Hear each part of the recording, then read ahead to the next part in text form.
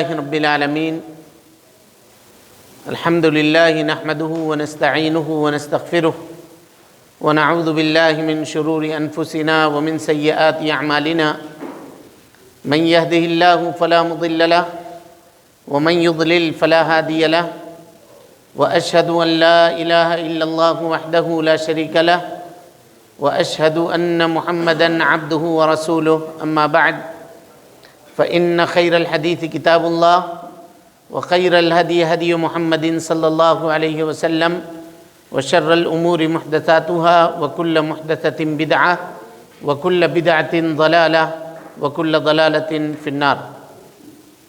محترم سامعین، حاضرین گرامی، عزیز طلبہ، دوستوں، بزرگوں اور ساتھیوں، سیرت النبی صلی اللہ علیہ وسلم کے اس کورس کے آخری دن میں آپ تمام حضرات کا خیر مقدم ہے۔ اللہ رب العالمین ہمیں اور آپ کو علم دین سیکھنے، اس کے مطابق عمل کرنے کی توفیق نصیب فرمائے اور اس کی دعوت عام کرنے اور اس راستے میں آنے والی مصیبتوں کے اوپر صبر کرنے کی توفیق عطا فرمائے۔ کل درس آ کر کے ہمارا اس مقام پر رکا تھا کہ اللہ کے نبی صلی اللہ علیہ وسلم طائف گئے، طائف میں آپ نے دعوت و تبلیغ کی، وہاں کے لوگ نہیں مانے بلکہ آپ صلی اللہ علیہ وسلم کو پتھروں سے مارا۔ پھر آپ صلی اللہ علیہ وسلم ایک مقام پر ایک باغ میں آ کر کے ٹھہرتے ہیں، جبرائیل امین نازل ہوتے ہیں، ہے نا، تقریباً سوال نمبر 404 پہ ہم لوگ پہنچے ہوئے تھے۔ چلیے اس کے بعد سے پڑھیے، بسم اللہ۔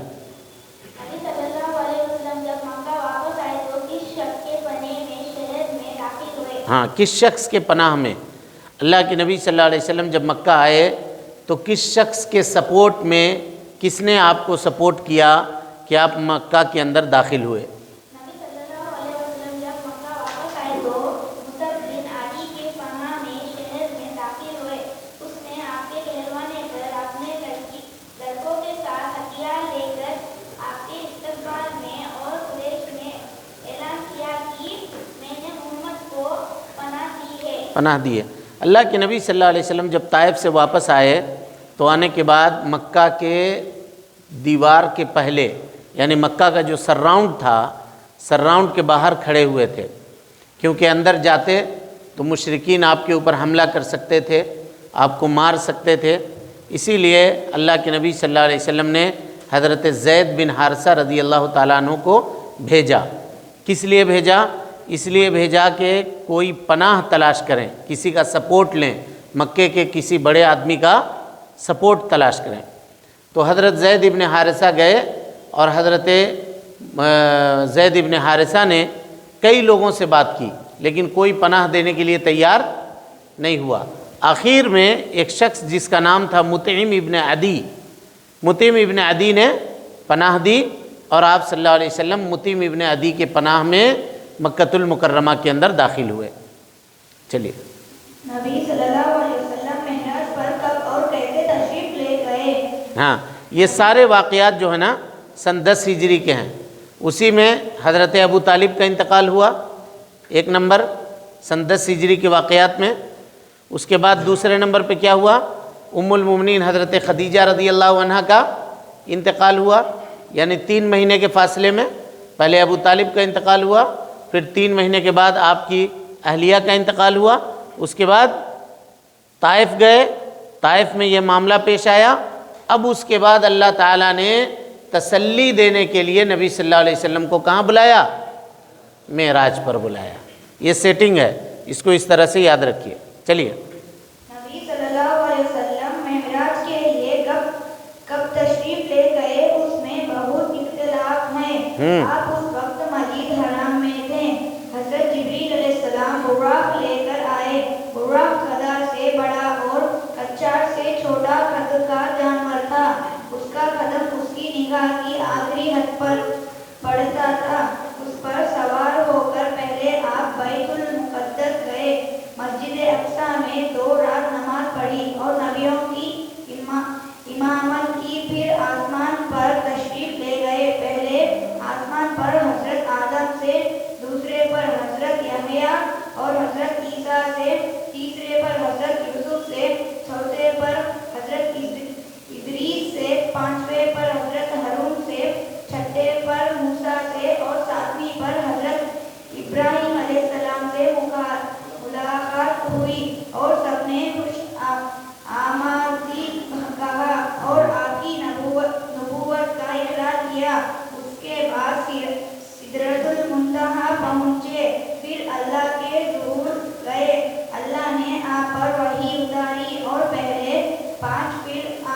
پہلے 50 پھر آپ صلی اللہ علیہ وسلم کی درخواست پر کم کر کے 5 وقت کی نماز فرض فرمائی. پھر آپ اسی رات مکہ لوٹ گئے. پھر آپ اسی رات مکہ لوٹ گئے. کہتے ہیں معراج کا یہ واقعہ کب پیش آیا، اس میں بہت اختلاف ہے. کچھ لوگ کیا کہتے ہیں کب پیش آیا، 27 رجب کو. اور 27 رجب کو معراج کی رات سیلیبریٹ کرتے ہیں لوگ، حالانکہ اس کی کوئی اصل نہیں ہے، یہ بدعت ہے، کیونکہ اس کی تاریخ ہی نہیں معلوم ہے صحیح طور پر. معراج کس سال ہوا اس میں اختلاف ہے، کس مہینے میں ہوا اس میں اختلاف ہے، کس دن میں ہوا اس میں اختلاف ہے. اچھا، ایک قاعدہ یاد کر لیجئے، کسی بھی چیز کے جاننے میں اگر اختلاف سمجھ میں آ رہا ہے تو اس کا مطلب یہ سمجھ لیجئے گا کہ دین اسلام کے اندر اس کی اہمیت نہیں ہے. اگر اختلاف ہے تو اہمیت نہیں ہے. کیوں نہیں ہے؟ اس لیے کہ اگر اس کی اہمیت ہوتی تو اس کی تاریخ ہم کو پتہ ہوتی.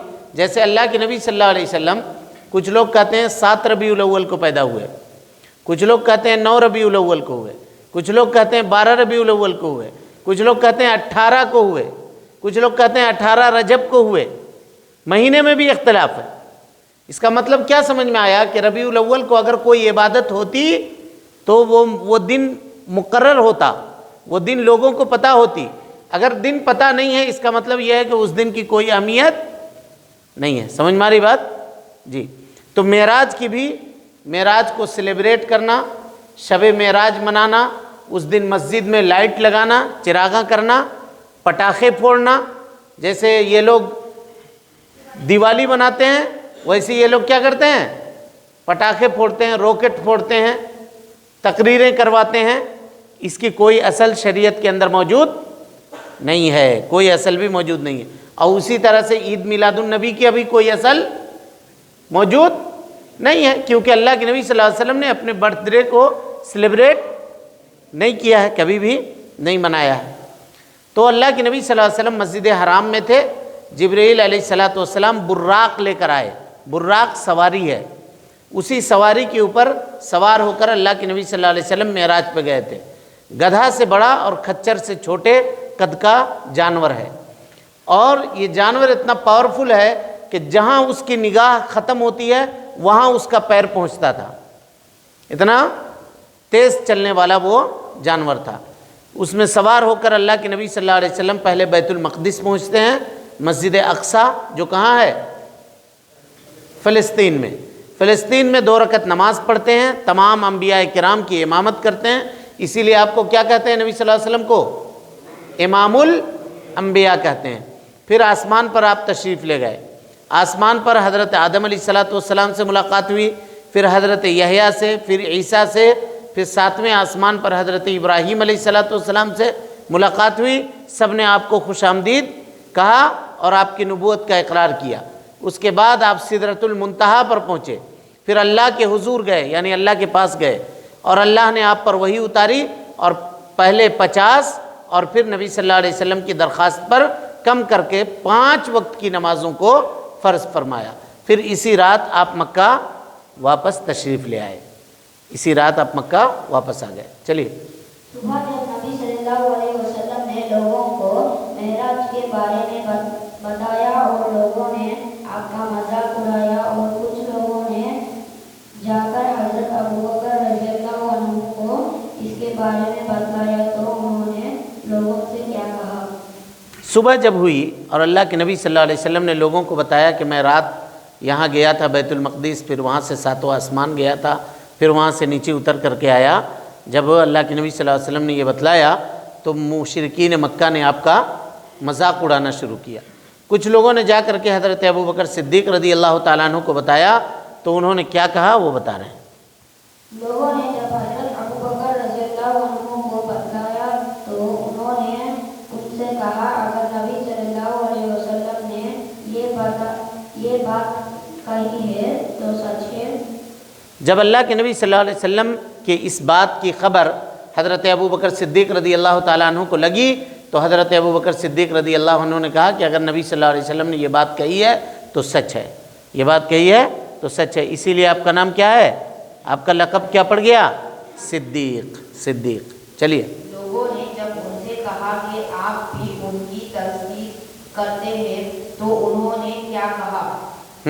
لوگوں نے جب ان سے کہا کہ آپ بھی ان کی تصدیق کرتے ہیں تو انہوں نے کہا میں تو اسی بھی دور کی بات بھی ان کو سچ مانتا ہوں، آسمان سے صبح یا شام ہو جو خبر آتی ہے ہم اس میں بھی آپ کو سچ مانتے ہیں۔ اسی بات پر ابو بکر رضی اللہ عنہ کو صدیق کا لقب ملا۔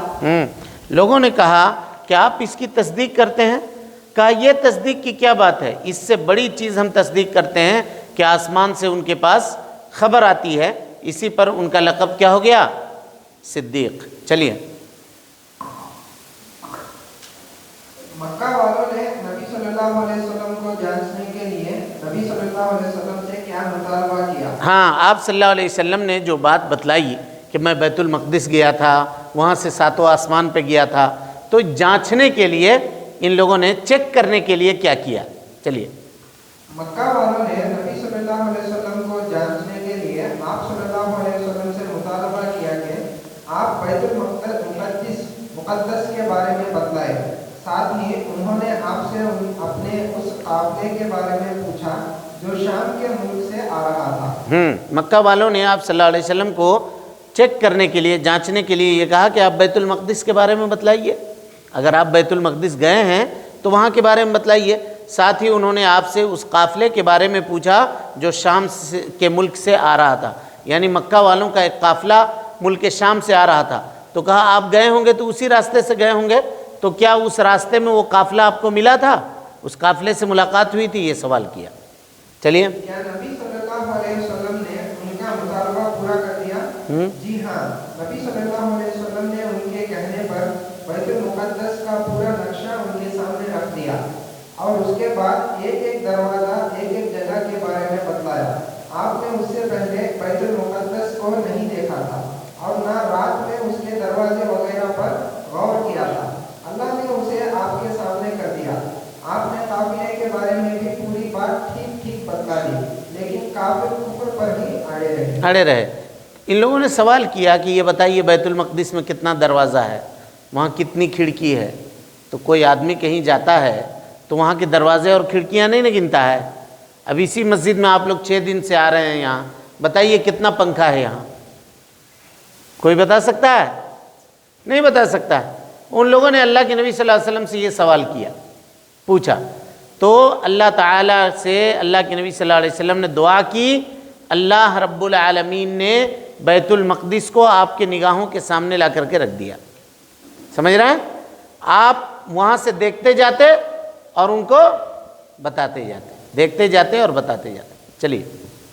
پہلی بار مدینہ کے کتنے لوگوں نے اسلام قبول کیا اور کب؟ اب یہاں سے دیکھیے، یہاں سے اب ہجرت کا معاملہ شروع ہو رہا ہے، ہجرت کے تعلق سے باتیں اب ہوں گی آپ کے پاس۔ پہلی بار مدینہ کے کتنے لوگوں نے اسلام قبول کیا اور کب کیا؟ پہلی بار مدینہ کے 6 لوگوں نے اسلام قبول کیا۔ نبی صلی اللہ علیہ وسلم کا طریقہ تھا کہ حج کے دنوں اور بازار کے موسم میں باہر سے آنے والے لوگوں کو اسلام کی دعوت دیتے رہتے۔ نبی بننے کی 11ویں سال حج کی موسم میں آپ کی ملاقات مدینہ کے ان لوگوں سے ہوئی، آپ نے انہیں اسلام کی دعوت دی تو یہ مسلمان ہو گئے۔ کہہ رہے ہیں پہلی بار مدینہ کے 6 لوگوں نے اسلام قبول کیا، اور یہ 6 لوگ کیسے اسلام قبول کرتے ہیں؟ اللہ کے نبی صلی اللہ علیہ وسلم مکہ میں آنے والے لوگوں کو تلاشتے تھے کہ کون باہر سے آیا ہے، اور اس سے ملاقات کرتے، جا کے پرسنلی ملتے، اس کو دین اسلام کی باتیں بتاتے ہیں۔ تو حج کا زمانہ تھا، یہ 6 لوگ آئے ہوئے تھے مدینہ سے حج کرنے کے لیے، تو اللہ کے نبی صلی اللہ علیہ وسلم ان کے پاس گئے اور ان کو جا کر کے اسلام کی باتیں بتائیں، تو یہ 6 لوگ مسلمان ہو گئے۔ چلیے۔ مدینہ کے ان لوگوں نے آپ کی دعوت اتنی جلدی کیسے قبول کر لی؟ جی۔ مدینہ میں یہودی بھی آباد تھے، انہیں جب یہ لوگ جنگ میں نقصان پہنچاتے تو وہ کہتے ایک نبی آنے والا ہے، हम उसके साथ मिलकर तुम्हें आड़े इरम की तरह कत्ल कर डालेंगे। आप सल्लल्लाहु अलैहि वसल्लम ने जब इन मदीना वालों को अपने बारे में बताया तो उन्होंने आपस में कहा, ये तो वही नबी लगते हैं जिनका जिक्र करके यहूदी हमें धमकियां दिया करते हैं। देखो वो हमसे पहल ना कर पाए, इसी बिना पर उन्होंने जल्दी से इस्लाम कबूल कर लिया। हाँ, मदीना में यहूदी आबाद थे। यहूदी क्या है? अहले किताब हैं, उनको किताब का इल्म है। वो जानते थे कि एक आखिरी नबी आने वाले हैं, एक आखिरी नबी आने वाले हैं। तो जब इन लोगों से लड़ाई वगैरह होती थी और उनको नुकसान होता था तो वो कहते थे, इनको धमकाते थे कि ठहरो, एक आखिरी नबी आने वाला है, हम उस आखिरी नबी के साथ मिल करके तुमको कत्ल कर देंगे, तुमको ख़त्म कर देंगे। तो ये बात मदीना वाले सुनकर थे।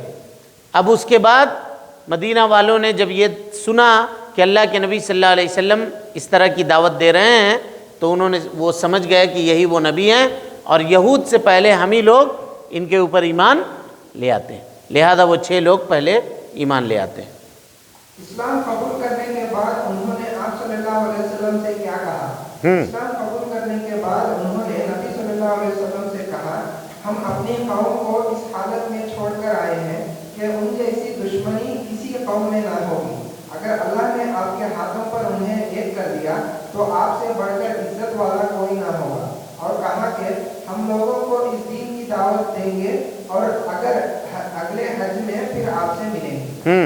का इस्लाम कबूल करने के बाद उन्होंने आपसे कहा कि हम अपनी कौम को इस हालत में छोड़ करके आए हैं कि उस जैसी दुश्मनी किसी कौम ने नहीं की होगी। यानी हम लोग आपस में लड़ने झगड़ने वाले लोग हैं, मिलजुल करके रहने वाले लोग नहीं हैं। 2 कबीला था, एक औस का एक खजरज का, दोनों कबीले आपस में लड़ते ही रहते थे हमेशा। उसी का तज़किरा उन्होंने किया और कहा अगर अल्लाह ताला ने आपके ज़रिए से उनको बराबर कर दिया या एक साथ कर दिया तो यह आपके लिए और हम लोगों के लिए बड़ी इज्जत की बात होगी। कहा हम जा करके उन लोगों को दावत देंगे और फिर अगले साल हज के मौसम में फिर आपसे मुलाकात करेंगे। अगले साल मदीने के कितने लोग आए? अगले साल मदीने के 12 लोग मक्का आए। 10 खास राजा कबीले 10 खजरज कबीले के, उनमें 5 पहले से थे और 2 औस के। हाँ, और 2 औस के। हमने कहा ना 2 कबीले आबाद थे, एक खजरज और एक औस। तो अगले साल मदीना 12 लोग आए और 10 खजरज कबीले के लोग थे और 5 पिछले साल वाले थे और 2 औस के लोग थे, कबीले औस के। नबी सल्लल्लाहु अलैहि वसल्लम ने इन लोगों से 3 बातों पर अहद ली और कहा, नबी सल्लल्लाहु अलैहि वसल्लम ने उनसे शिर्क ना करने, जिना ना करने, चोरी से दूर रहने, अपनी औलाद को कत्ल ना करने और भली बातों में आपकी नाफरमानी ना करने पर बैत ली। ये बैत मीना की घाटी में हुई, इसीलिए इसे पहली बैत उक़बा कहते हैं। उक़बा के मानी घाटी के हैं। घाटी के हैं। आप सल्लल्लाहु अलैहि वसल्लम ने उनसे बैत ली। बैत ली माने पैक्ट किया उनसे, क्या कहते हैं, अहद लिया। जो लोग आए थे मुसलमान होकर के, किस बात के ऊपर अहद लिया? कि हम शिर्क नहीं करेंगे, चोरी नहीं करेंगे और इसी तरीके से भली बातों में, अच्छी बातों में आपकी फरमाबरदारी करेंगे, अपनी औलाद को कत्ल न करेंगे, बुराइयों से दूर रहेंगे। इन तमाम चीज़ों पर अल्लाह के नबी सल्लल्लाहु अलैहि वसल्लम ने उनसे बैअत ली और ये बैअत मिना के पहाड़ों के दरमियान हुई, इसीलिए इसको कहते हैं बैअत अक़बा।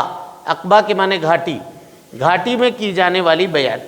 चलिए, आप सल्लल्लाहु अलैहि वसल्लम ने उन लोगों की दरख्वास्त पर उनके साथ इस शादी को मदीना में सहाबी को मदीना में तबलीग के लिए भेजा। हाँ, चलिए। नबी सल्लल्लाहु अलैहि वसल्लम ने उन लोगों की दरख्वास्त पर उनके साथ मदीने में तबलीग के लिए हजरत मुसअब बिन उमैर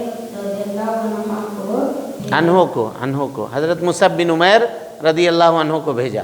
यानी जब वो लोग मुसलमान हुए तो उन लोगों ने कहा कि आप किसी आदमी को दीजिए हमारे साथ ताकि हम दीन की कुछ बातें उससे सीखेंगे। तो अल्लाह के नबी सल्लल्लाहु अलैहि वसल्लम ने उनके साथ हज़रत मुसअब बिन उमैर रदियल्लाहु ताला अन्हु को भेजा ताकि वो वहाँ जा कर के दीन की तबलीग करें। चलिए, मदीने में हजरत मुसअब बिन उमर रज़ियल्लाहु अन्हु की तबलीग क्या असर हुआ। मदीने में हजरत मुसअब बिन उमर रज़ियल्लाहु अन्हु की तबलीग के असर से अक्सर घरों में इस्लाम दाखिल हो गया। हाँ, मदीने में हज़रत मुसअब इब्न उमैर रज़ी अल्लाह ताला अन्हु की तबलीग से मदीना के अक्सर घरों के अंदर क्या हुआ? इस्लाम दाखिल हो गया। तीसरे साल जब मदीना वाले हज के लिए आए तो उन्होंने क्या फैसला किया? तीसरे साल जब मदीना वाले हज के लिए आए तो उन्होंने फैसला किया कि हम रसूलुल्लाह सल्लल्लाहु अलैहि वसल्लम को मक्का के पहाड़ों में चक्कर काटते, ठोकरें खाते और खौफ के साए में जिंदगी गुजारते नहीं छोड़ेंगे, यानी अपने साथ मदीना ले जाएंगे। हाँ, तीसरे साल जब वो लोग हज पर आए तो उन लोगों ने अल्लाह के नबी सल्लल्लाहु अलैहि वसल्लम से ये के बारे में ये सोचा कि हम नबी सल्लल्लाहु अलैहि वसल्लम को मक्का के पहाड़ों में घूमते और इन लोगों के साथ बेसहारा आपको नहीं छोड़ेंगे, बल्कि अपने साथ हम मदीना लेकर के चले जाएंगे। उन लोगों ने नबी सल्लल्लाहु अलैहि वसल्लम से कहाँ मुलाकात की और किस वक्त? उन लोगों ने छुपे तौर पर नबी सल्लल्लाहु अलैहि वसल्लम से मिलने का दिन तय कर लिया। फिर मुशरिक साथियों के सो जाने के बाद तिहाई रात को एक दो करके निकले और मीना की घाटी में नबी सल्लल्लाहु अलैहि वसल्लम से मुलाकात की। हाँ, यानी उन लोगों ने छुपे तौर पर यानी खुफिया तौर पर खामोशी से मिलने का वक्त तय किया और अपने मुशरिक साथियों के सो जाने के बाद एक एक करके निकल करके आए और मीना की घाटी में अल्लाह के नबी सल्लल्लाहु अलैहि वसल्लम से मुलाकात की। चलिए, नबी सल्लल्लाहु अलैहि वसल्लम ने उन लोगों से किन बातों का अहद लिया? नबी सल्लल्लाहु अलैहि वसल्लम ने उन लोगों से अहद लिया कि सिर्फ एक अल्लाह की इबादत करोगे, उसके साथ किसी को शरीक ना करोगे, हर हाल में मेरी बात मानोगे, तंगी हो या खुशहाली माल खर्च करोगे, अल्लाह के दीन के लिए उठ खड़े होगे और मेरी मदद और हिफाजत उसी तरह करोगे जिस तरह अपनी और अपने बाल बच्चों की करते हो। हाँ, आप सल्लल्लाहु अलैहि वसल्लम ने उनसे इन बातों का अहद लिया कि सिर्फ एक अल्लाह की इबादत करोगे, उसके साथ किसी को शरीक ना करोगे, हर हाल में मेरी बात मानोगे, चाहे तंगी हो या खुशहाली हो, माल खर्च करोगे और अल्लाह ताला की दीन के लिए उठ खड़े होगे, यानी तैयार रहोगे हमेशा, मेरी मदद और मेरी हिफाजत इस तरह करोगे जिस तरह अपनी और अपने बाल बच्चों की हिफाजत और मदद करते हो। ये अल्लाह के नबी सल्लल्लाहु अलैहि वसल्लम ने उन लोगों से पैक्ट किया, मुआहदा किया। नबी सल्लल्लाहु अलैहि वसल्लम की बातें सुनकर हजरत बरा बिन महरूर रज़ियल्लाहु अन्हु ने क्या कहा? आप सल्लल्लाहु अलैहि वसल्लम की बातें सुनकर हजरत बरा बिन महरूर रज़ियल्लाहु अन्हु ने कहा, उस जात की कसम जिसने आपको हक के साथ भेजा है, हम यकीनन ऐसा ही करेंगे। आप हमसे बैत लीजिए, हम जंग और लड़ाई के आदमी हैं और हथियार हमारा खिलौना है। हाँ, हज़रत बरा इब्न मारूर रज़ियल्लाहु ताला अन्हु ने कहा कि आप जो वादा हमसे कर रहे हैं हम उस वादे को पूरा करेंगे। जहाँ तक लड़ाई वगैरह की बात है तो हम लड़ने भिड़ने वाले लोग हैं और हथियारों के साथ खेलने वाले लोग हैं, हम आपका साथ देंगे, इसमें कोई दो राय नहीं है। चलिए, हजरत बरा रज़ियल्लाहु अन्हु की बात खत्म होते ही हजरत अबुल हैसम बिन तैहान रज़ियल्लाहु अन्हु ने नबी सल्लल्लाहु अलैहि वसल्लम से क्या कहा? हजरत बरा रज़ियल्लाहु अन्हु की बात खत्म होते ही हजरत अबुल हैसम बिन तैहान रज़ियल्लाहु अन्हु ने नबी सल्लल्लाहु अलैहि वसल्लम से कहा कि ए अल्लाह के रसूल, हमारे और कुछ लोगों के बीच मुआहिदा है जिसे हम आपकी खातिर तोड़ने जा रहे हैं।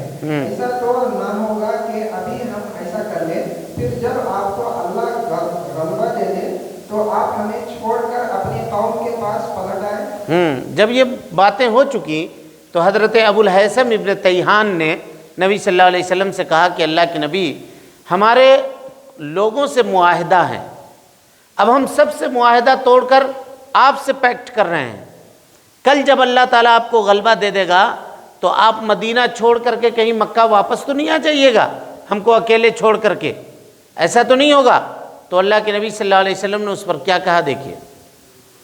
नबी सल्लल्लाहु अलैहि वसल्लम ने उनकी बात सुनकर क्या फरमाया? नबी सल्लल्लाहु अलैहि वसल्लम ने उनकी बात सुनकर फरमाया कि नहीं, ऐसा ना होगा। अब तुम्हारा खून मेरा खून है और मेरा तुम्हारा हम एक है।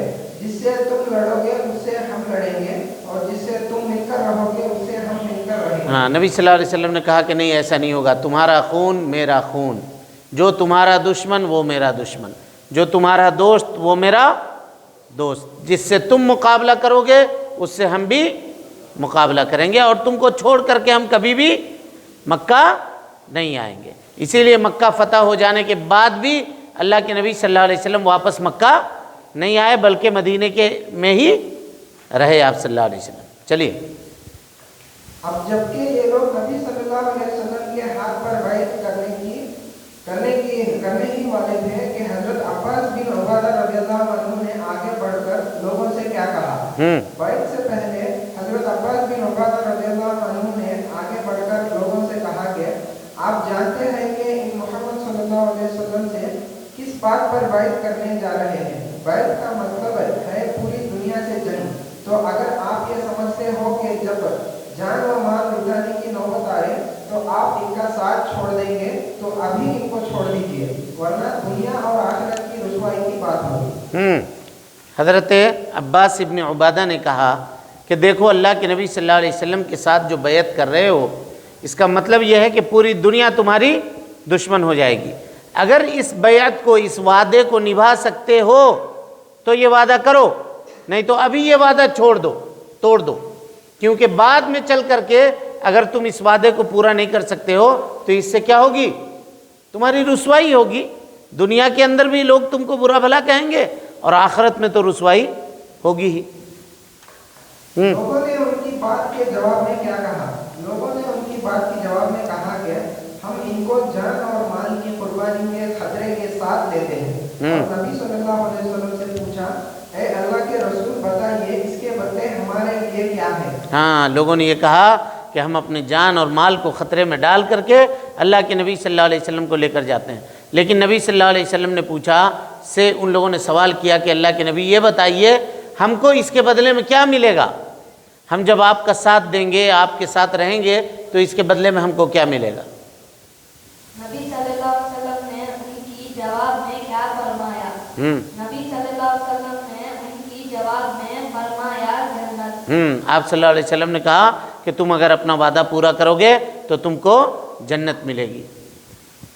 اس جواب کے بعد جب ان لوگوں کے کہنے پر نبی صلی اللہ علیہ وسلم نے اپنا ہاتھ پھیلایا اور وہ بیعت کے لیے نبی صلی اللہ علیہ وسلم کی طرف لپکے تو حضرت اسعد بن زرارہ رضی اللہ عنہ نے نبی صلی اللہ علیہ وسلم کا ہاتھ پکڑ کر کیا کہا؟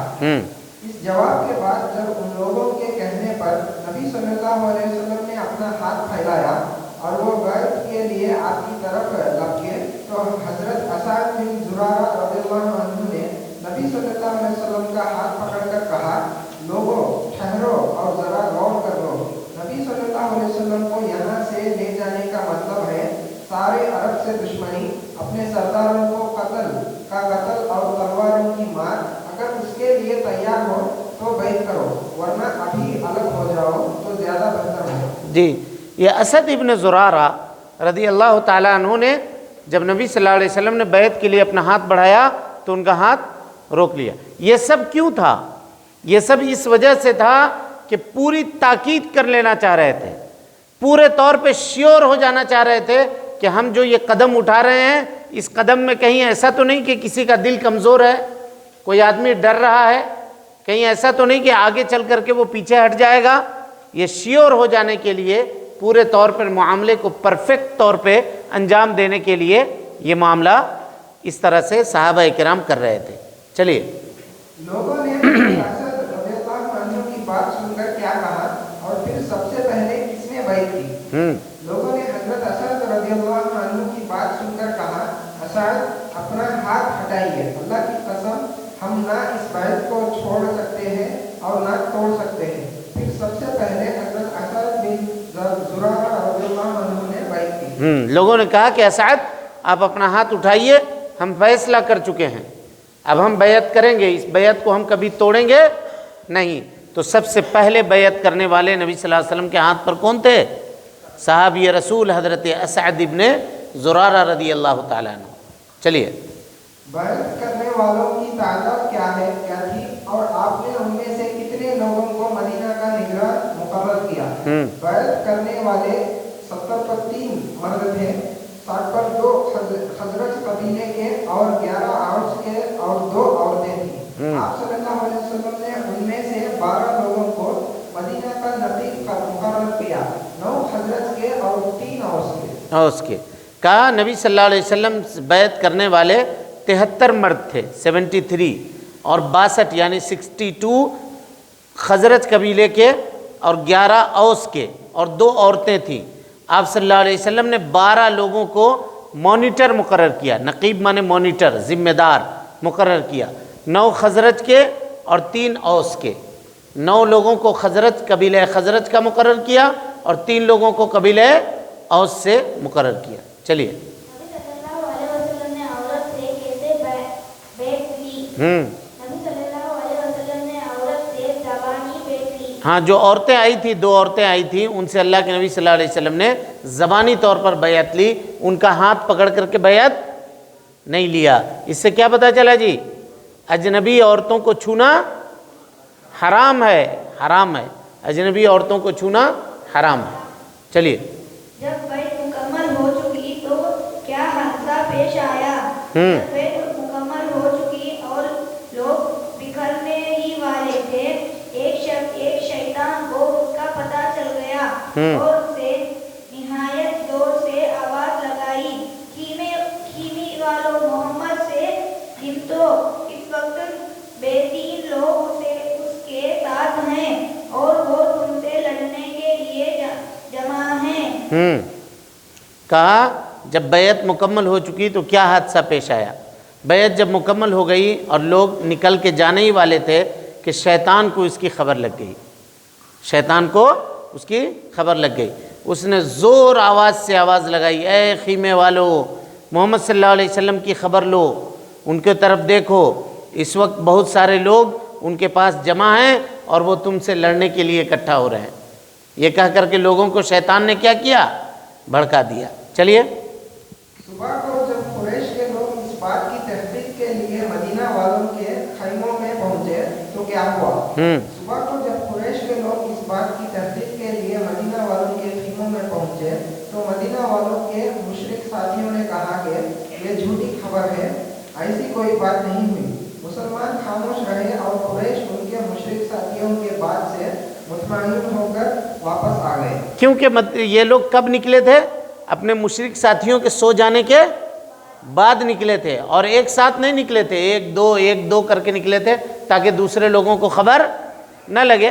तो जब सुबह में मक्का वाले आए, कुरैश के लोग तहकीक करने के लिए कि क्या भाई वाकई तुम लोग मोहम्मद सल्लल्लाहु अलैहि वसल्लम से मुलाकात किए हो, तुम्हारा कुछ मामला हुआ है?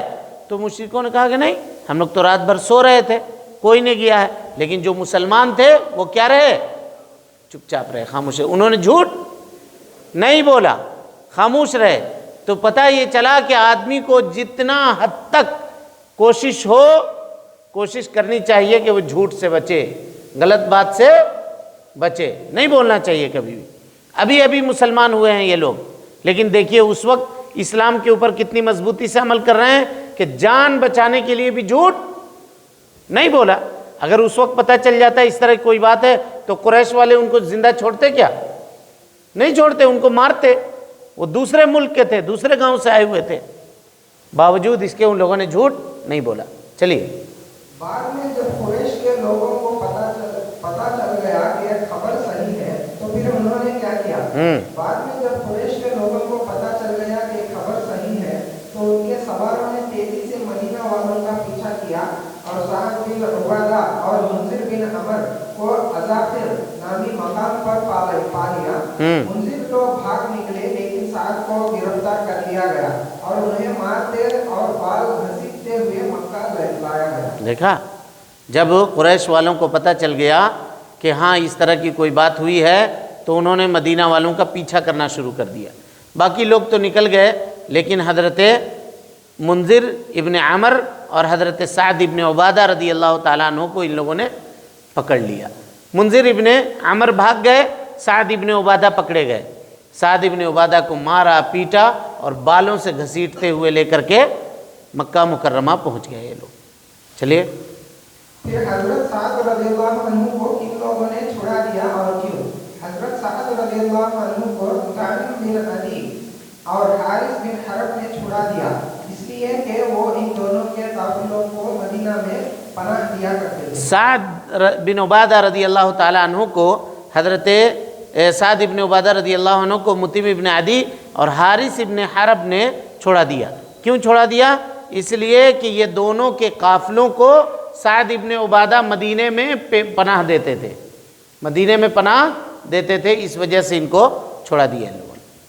चलिए, इस बात को क्या कहते हैं? बैअत, इस बैअत को क्या कहते हैं? इस बैत को दूसरी बैत से उक़बा कहते हैं। हाँ, इस बैअत को दूसरी बैअत उक़बा कहते हैं। चलिए, इस बैत में नबी सल्लल्लाहु अलैहि वसल्लम के कौन से चाचा आपके साथ थे और बैत से पहले उन्होंने मदीना वालों से क्या कहा था? इस बैत में आपके चाचा हजरत अब्बास रज़ियल्लाहु अन्हु नबी सल्लल्लाहु अलैहि वसल्लम के साथ थे। वो उस वक्त मुसलमान नहीं हुए थे। उन्होंने बैत से पहले मदीना वालों से कहा कि रसूल अल्लाह सल्लल्लाहु अलैहि वसल्लम ने अपनी कौम और शहर में इज्जत से हैं, अगर इनकी हिफाजत की जिम्मेदारी पूरे तौर पर निभा सकोगे तो ठीक, वरना भी से उनका साथ छोड़ दो। हाँ जी, जब नबी सल्लल्लाहु अलैहि वसल्लम को नबूवत मिली तो उस वक्त उनकी उम्र कितनी थी? 40 साल। और ये हिजरत का मामला कब पेश आ रहा है?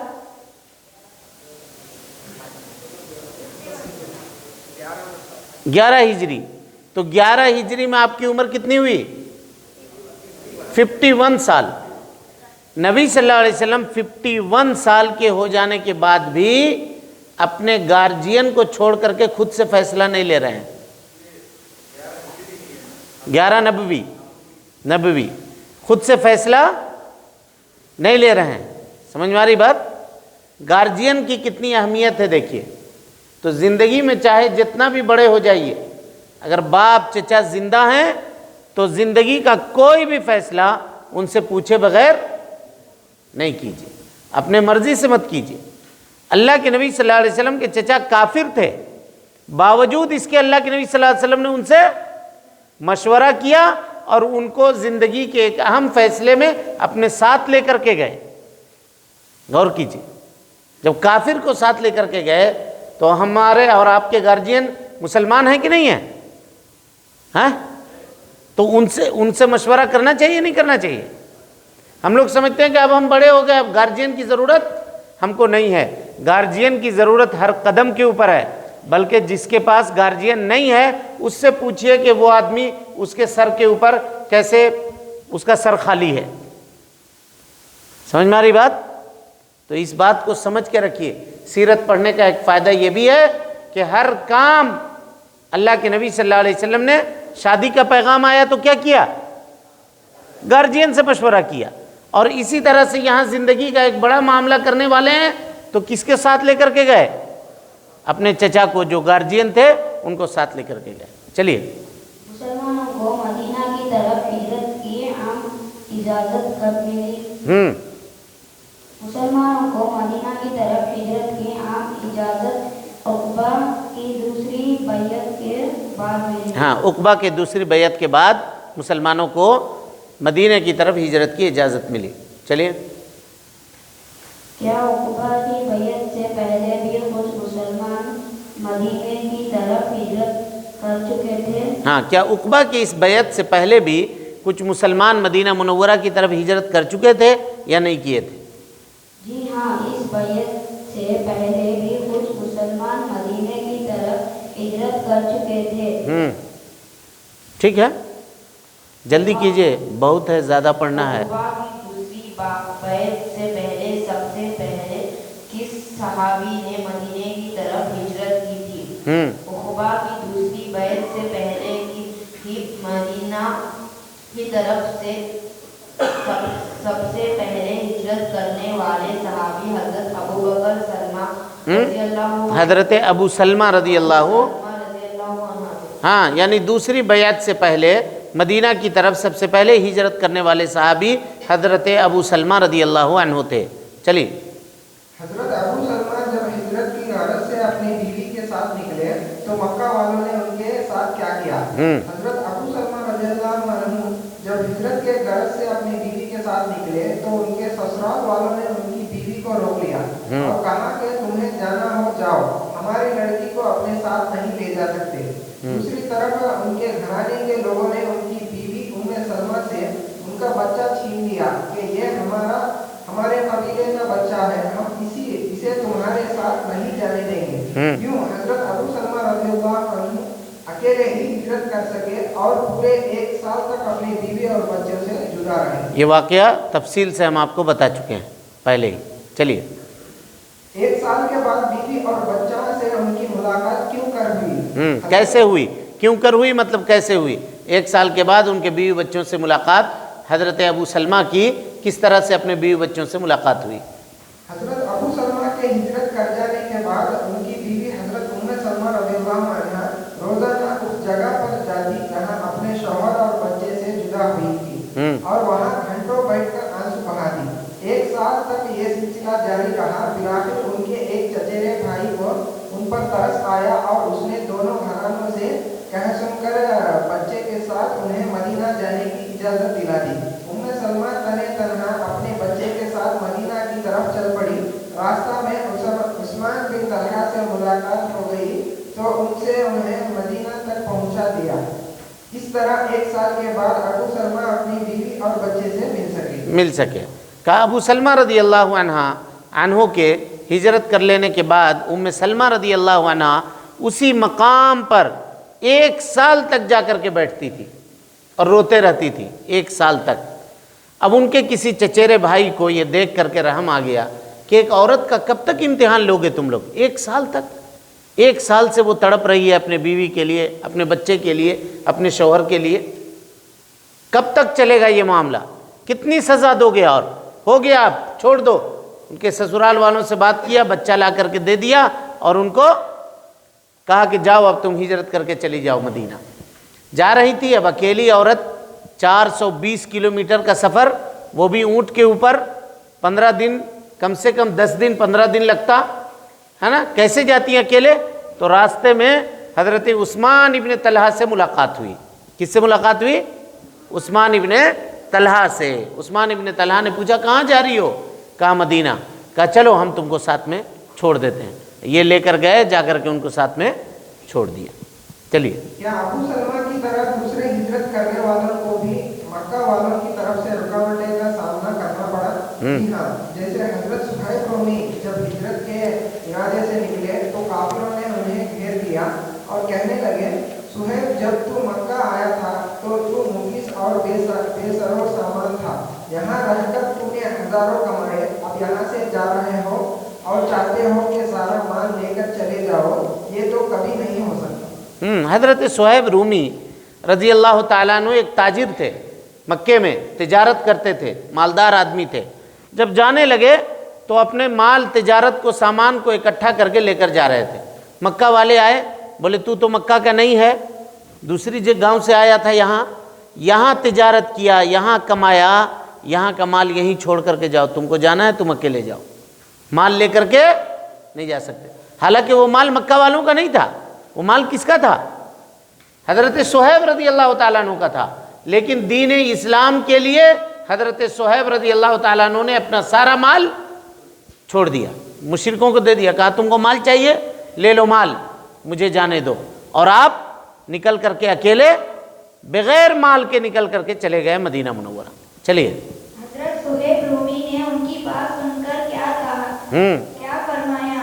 हजरत सुहैब रूमी ने उनकी बात सुनकर फरमाया, बतलाओ अगर मैं अपना सारा माल व असबाब तुम्हें दे दूं तो मुझे जाने दोगे? हाँ, पूछा क्या मैं तुमको अपना सारा माल दे दूं, सब कुछ दे दूं तो मुझको जाने दोगे क्या? चलिए, काफिरों ने जवाब दिया।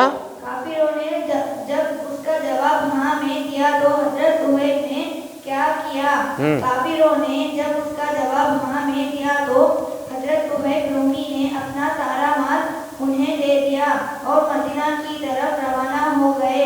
जी, नबी अकरम सल्लल्लाहु अलैहि वसल्लम को जब हजरत सुहैब के इस किस्से के बारे में इल्म हुआ तो नबी सल्लल्लाहु अलैहि वसल्लम ने क्या फरमाया? नबी अकरम सल्लल्लाहु अलैहि वसल्लम को जब तो आप नबी सल्लल्लाहु अलैहि वसल्लम ने फरमाया, सुहैब ने नफा वाला सौदा किया, सुहैब ने नफा वाला सौदा किया। हाँ, जब इस किस्से का इल्म हुआ तो नबी सल्लल्लाहु अलैहि वसल्लम ने फरमाया सुहैब ने फ़ायदा वाला, प्रॉफिट वाला बिजनेस किया। क्या प्रॉफिट वाला बिजनेस किया कि चलो अगर माल चला गया तो कोई बात नहीं है, माल फिर आ जाएगा, लेकिन ईमान बच गया, ये नफ़ा है, दुनिया में भी आखिरत में भी उसका फ़ायदा मिलेगा। चलिए, क्या मक्का वालों के खौफ से मुसलमान चुप चुप कर हिजरत किया करते थे? जी हाँ, मक्का वालों के खौफ से मुसलमान चुप चुप कर हिजरत किया करते थे। हजरत उमर रज़ियल्लाहु अन्हु ने किस तरह हिजरत की और कितने लोगों के साथ? हजरत उमर रज़ियल्लाहु अन्हु ने खुलकर और मक्का वालों को चैलेंज देते हुए हिजरत की। किसी को उनके सामने आने की हिम्मत नहीं हुई। उनके साथ 20 लोगों ने हिजरत की। हाँ, हज़रत उमर रज़ियल्लाहु ताला अन्हु 20 लोगों के साथ निकले और उन्होंने कहा कि देखो भाई, मैं मक्का छोड़ करके जा रहा हूँ हिजरत करके, जिसको अपने बीवी को बेवा करना हो और जिसको अपने बच्चे को यतीम करना हो, फला मकाम पर आकर के मुझसे मिले। कोई नहीं गया, डर के मारे उनको रोकने के लिए कोई भी नहीं गया। या तो आदमी के पास पैसा हो या आदमी के पास ताकत। हज़रत उमर इब्न ख़त्ताब रज़ियल्लाहु ताला अन्हु के पास दोनों था, ताकत भी था, अब बहादुर भी थे। इतने बहादुर थे कि शैतान आपका मुकाबला नहीं कर सकता था। जिस गली से आप गुजरते थे उस गली से शैतान भाग जाता था, उस गली को छोड़ करके भाग जाता था। तो ये मामला था, कोई भी मुशरिक, कोई भी काफिर नहीं गया हज़रत उमर इब्न ख़त्ताब रज़ियल्लाहु ताला अन्हु को रोकने के लिए। और हज़रत उमर इब्न ख़त्ताब रज़ियल्लाहु ताला अन्हु के साथ कितने लोग थे? 20 लोग थे जो हिजरत करने वाले थे। क्या नबी अकरम सल्लल्लाहु अलैहि वसल्लम को मदीना के हिजरतगाह होने के बारे में पहले ही इशारा दे दिया गया था? हाँ, आप सल्लल्लाहु अलैहि वसल्लम ने फरमाया, मैंने देखा है कि मक्का से एक ऐसी जमीन की तरफ हिजरत कर रहा हूँ जहाँ खजूरें हैं। मैंने समझा कि यमामा या हिजर है, लेकिन वो यसरिब है। यसरिब मदीना का पुराना नाम है। मदीने का पुराना नाम, ओल्ड नाम क्या है? यसरिब है। लेकिन अब उसको यसरिब नहीं बोलना, यसरिब बोलते हैं किसी भी चीज़ से नफ़रत होने को, वहाँ से भाग जाने को। मदीने में एक बुखार थी, कोई भी अगर आदमी नया जाता था मदीने में तो बीमार पड़ता था, ऐसी बीमारी लगती थी कि हड्डी के अंदर बुखार चला जाता था, उसका कमर झुक जाता था, जिस्म टेढ़ा हो जाता था बुखार की वजह से। अल्लाह के नबी सल्लल्लाहु अलैहि वसल्लम जब गए तो आपने दुआ की, ऐ अल्लाह ताला मदीने के बुखार को दूसरी जगह मुंतकिल कर दे। तो मदीने की बुखार निकल करके चली गई। और जिस रात आपने दुआ की तो कुछ लोगों ने ये देखा कि एक औरत नंगे सर, अपना सर का बाल खोले हुए, सर के बालों को नोचते हुए और रोते हुए मदीने से निकल करके जा रही है। तो लोग आए अल्लाह के नबी सल्लल्लाहु अलैहि वसल्लम के पास और कहा कि एक औरत को देखा है, कभी उसको ऐसी औरत हमने देखा नहीं था और ये कैफियत थी उसकी। नबी सल्लल्लाहु अलैहि वसल्लम ने कहा कि वो मदीने का बुखार थी जिसको अल्लाह रब्बुल आलमीन ने मदीने से निकाल दिया, बाहर कर दिया।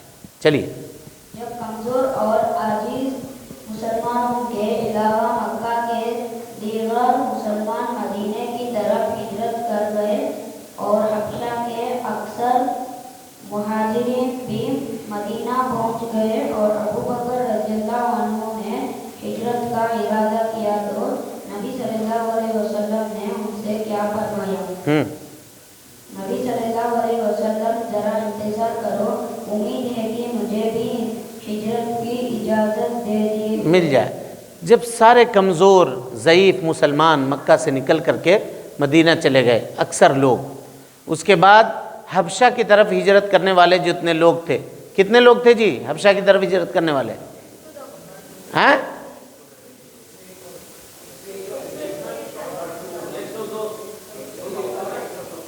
कितने थे? 102 या 100? 100 या 102? 83 मर्द, बाकी औरतें। कल पढ़ा ना, कल ही पढ़े ना, भूल गए अभी। तो ये लोग भी हिजरत करके कहाँ आ गए? मदीना आ गए। तब अल्लाह के नबी सल्लल्लाहु अलैहि वसल्लम से हज़रत अबू बकर सिद्दीक़ ने इजाज़त मांगी, कहा कि अब हम भी मक्का छोड़ करके जाना चाहते हैं। تو نبی صلی اللہ علیہ وسلم نے کہا آپ رکیے، ہو سکتا ہے مجھے بھی اجازت مل جائے تو ہم لوگ دونوں ساتھ نکلیں گے۔ نبی صلی اللہ علیہ وسلم کی یہ بات سن کر حضرت ابو بکر رضی اللہ عنہ نے کیا کیا؟ نبی صلی اللہ علیہ وسلم کی یہ بات سن کر حضرت ابو بکر رضی اللہ عنہ رک گئے تاکہ نبی صلی اللہ علیہ وسلم کے ساتھ ہی سفر کریں۔ ان کے پاس 2 اونٹیاں تھیں، انہوں نے انہیں بابول کے پتے کھلا کر خوب تیار کیا۔ ہاں، نبی صلی اللہ علیہ وسلم کی بات سن کر حضرت ابو بکر صدیق رک گئے اور 2 اونٹ خرید کے رکھے تھے۔ دونوں اونٹ کو ببول کا پتا، ببول جانتے ہیں درخت، کانٹا دار درخت ہوتا ہے، چھوٹا چھوٹا پتا ہوتا ہے اس کا، املی کے پتے کی طرح سے، کہا وہ کھلا کھلا کر کے خوب مضبوط کیا دونوں اونٹوں کو۔ مکہ کے مشرکوں نے جب دیکھا کہ مدینہ کی شکل میں مسلمانوں کو ایک محفوظ ٹھکانہ ہاتھ لگ گیا ہے اور وہاں جمع ہو کر انہیں طاقت و قوت حاصل ہو رہی ہے، تو ان کے سرداروں نے اپنے مشورہ گاہ دار الندوہ میں بیٹھ کر کیا منصوبہ تیار کیا؟ ہاں، قریش کا ایک میٹنگ ہال تھا جی، وہاں بیٹھ کر کے یہ لوگ میٹنگ کرتے تھے، فتنہ و فساد کی میٹنگ۔ اس کا نام کیا تھا؟ دار الندوہ۔ کیا نام تھا؟ دار الندوہ۔ وہاں بیٹھ کر کے یہ لوگ میٹنگ کیا کرتے تھے۔ تو جب قریش نے یہ دیکھا کہ مسلمان ہمارے یہاں سے نکل کر کے مدینہ جا کر کے رہ رہے ہیں اور وہاں مضبوط ہو رہے ہیں، تو ان لوگوں نے مدینہ میں مسلمانوں کو روکنے کے لیے وہاں دار الندوہ میں میٹنگ کیا۔ کیا میٹنگ کیا دیکھیے۔ مکہ کے مشرکوں نے جب دیکھا کہ مدینہ کی شکل میں مسلمانوں کو ایک محفوظ ٹھکانہ مل گیا ہے اور وہاں جمع ہو کر انہیں طاقت و قوت حاصل ہو رہی ہے، تو ان کے سرداروں نے اسے اپنے مذہب، اپنے کاروبار و تجارت اور اپنے وجود کے لیے خطرناک سمجھتے ہوئے دار الندوہ میں بیٹھ کر یہ منصوبہ تیار کیا کہ محمد صلی اللہ علیہ وسلم کو مکہ کے تمام قبیلے مل کر قتل کر دیں، اس طرح کے ہر قبیلے سے ایک ایک آدمی منتخب ہو اور سب کے ایک ساتھ مل کر تلواروں سے ان کا خاتمہ کر دیں۔ اس صورت میں ان کا خون تمام قبیلوں میں بڑھ جائے گا، ان کے خاندان والے اکیلے تمام قبیلوں سے مقابلہ نہیں کر سکیں گے، اس لیے دیت مان لینے پر راضی ہو جائیں گے جو ہم انہیں ادا کر دیں گے۔ ان لوگوں نے دار الندوہ میں بیٹھ کر کے مشورہ کیا کہ ہر قبیلے سے کچھ لوگ اکٹھا ہو جائیں اور اکٹھا ہو کر اللہ کے نبی صلی اللہ علیہ وسلم کو قتل کر دیں، نعوذ باللہ۔ جب قتل کر دیں گے تو سارے لوگ جب موب لنچنگ کر دیں گے تو کیا ہوگا؟ یہ لوگ بدلہ نہیں لے سکیں گے۔ یہ ان لوگوں نے مشورہ کیا بیٹھ کر۔ چلیے،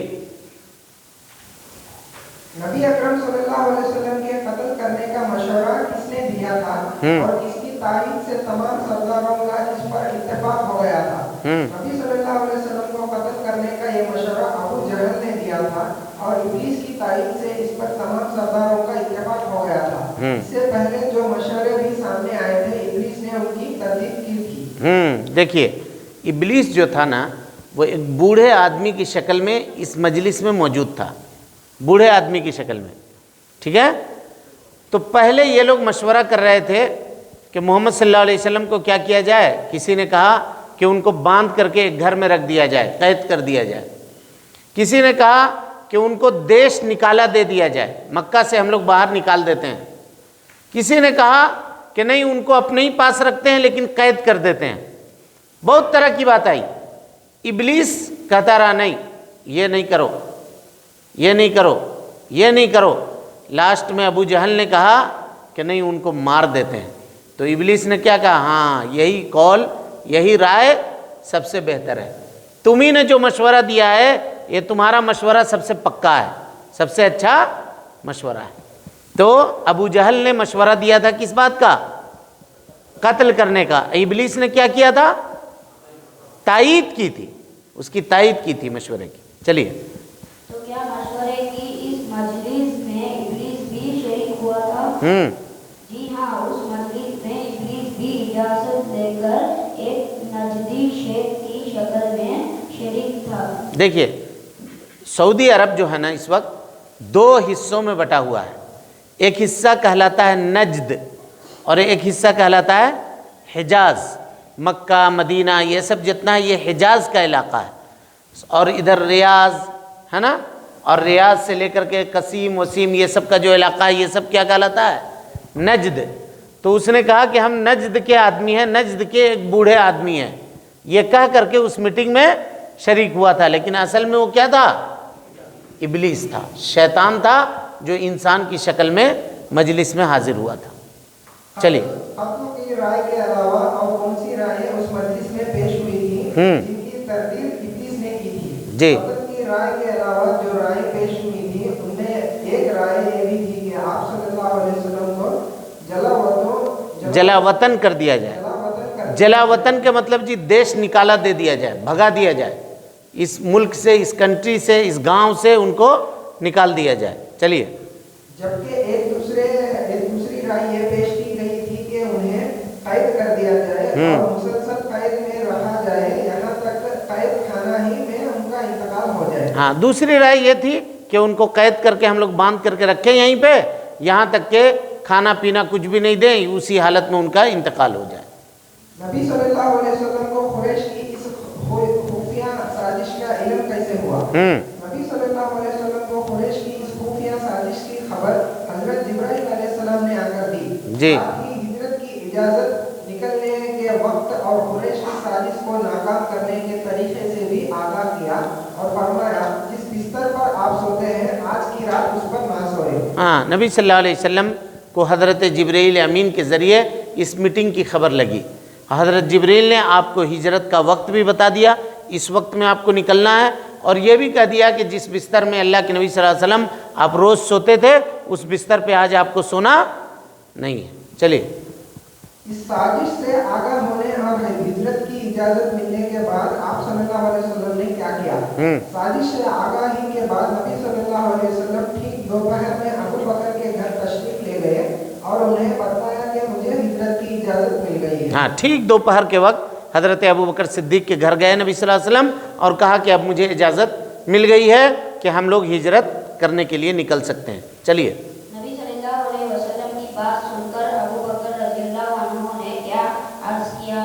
نبی صلی اللہ علیہ وسلم کی بات سن کر حضرت ابو بکر رضی اللہ عنہ نے عرض کیا کہ مجھے بھی ساتھ چلنا کا شرف مل جائے۔ کیا مجھے بھی آپ صلی اللہ علیہ وسلم کے ساتھ چلنے کا شرف حاصل ہوگا؟ یہ پوچھا۔ چلیے، جب نبی صلی اللہ علیہ وسلم نے ہاں میں جواب دیا تو انہوں نے کیا درخواست کی؟ انہوں نے درخواست کی کہ میرے پاس 2 اونٹ ہے، ایک آپ سواری کے لیے قبول فرما لیں۔ ہاں، نبی صلی اللہ علیہ وسلم نے جب کہا کہ ہاں آپ بھی میرے ساتھ چلیں گے تو حضرت ابو بکر صدیق رضی اللہ تعالیٰ عنہ نے کہا کہ میرے پاس 2 اونٹ ہیں، آپ ان میں سے ایک اونٹ لے لیجئے، اس پہ آپ سواری کیجئے۔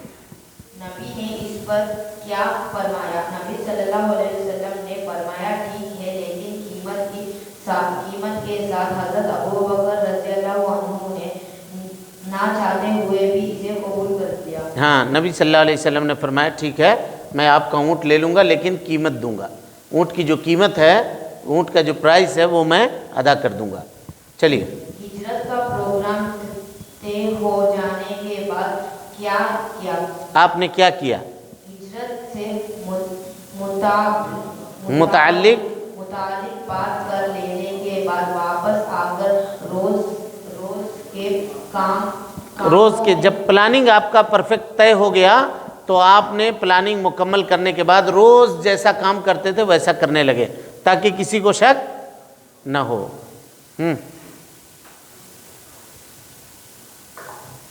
قریش کے لوگوں نے نبی صلی اللہ علیہ وسلم پر حملہ کرنے کے لیے کتنے لوگوں کو چنا تھا؟ ہاں، قریش کے لوگوں نے نبی صلی اللہ علیہ وسلم پر حملہ کرنے کے لیے کل 11 لوگوں کو چنا تھا۔ ٹھیک ہے، 11 لوگوں کو، ہر قبیلے کا الگ الگ ہے، تو 11 قبیلے کا 11 آدمی تھا۔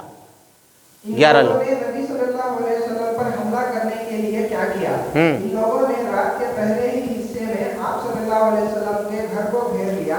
ان کا ارادہ آدھی رات میں حملہ کرنے کا تھا۔ آپ صلی اللہ علیہ وسلم روزانہ آدھی رات کو مسجد حرام جاتے اور تہجد پڑھتے تھے، چنانچہ وہ انتظار میں بیٹھتے رہے کہ ایک روز کی طرح جب آپ نکلے تو آپ پر حملہ کر دیا جائے گا۔ ہاں، پہلے سے ٹارگٹ تھا ان لوگوں کا کہ اللہ کے نبی صلی اللہ علیہ وسلم آدھی رات کو نکلتے ہیں، تہجد کی نماز پڑھنے کے لیے جاتے ہیں، تو ٹھیک اس وقت جب نکلیں گے تو ہم لوگ ان کا کام اس وقت کر لیں گے۔ اسی لیے وہ لوگ شروع رات میں گھر کے چاروں طرف گھیرا ڈال کر کے بیٹھ گئے تھے۔ नबी सल्लल्लाहु अलैहि वसल्लम अपने घर से कब और कैसे निकले? जी। नबी सल्लल्लाहु अलैहि वसल्लम अपने घर आए उस वक्त निकले जबकि ये लोग आपके घर को घेरे हुए थे। आप सूरह यासीन की आयत 9 पढ़ते हुए और उनके चेहरों पर मिट्टी डालते हुए निकले। अल्लाह ने उनकी निगाहों को पकड़ लिया। नबी सल्लल्लाहु अलैहि वसल्लम ने आधी रात को आप निकले और आप सूरह यासीन की आयत नंबर 9 वजअलना मिन बैनि ऐदीहिम सद्दन व मिन खल्फिहिम सद्दन फगशयनाहुम फहुम ला युबसिरून, ये आयत पढ़ते हुए निकले और आपने मिट्टी उठाई ज़मीन से और सबके सर में, जितने 11 लोग वहाँ पे खड़े थे तलवार लेकर के, सबके सर में मिट्टी डालते हुए आप निकल गए। अल्लाह ताला ने उनके निगाहों को नज़रबंद कर दिया, वो लोग अल्लाह के नबी सल्लल्लाहु अलैहि वसल्लम को नहीं देख सके। नबी सल्लल्लाहु अलैहि वसल्लम घर से निकलकर कहाँ तशरीफ ले गए? नबी घर से निकलकर हजरत अबू बकर रज़ियल्लाहु अन्हु के घर तशरीफ ले गए और फिर दोनों मकान की एक खिड़की से निकलकर यमन की तरफ निकल पड़े।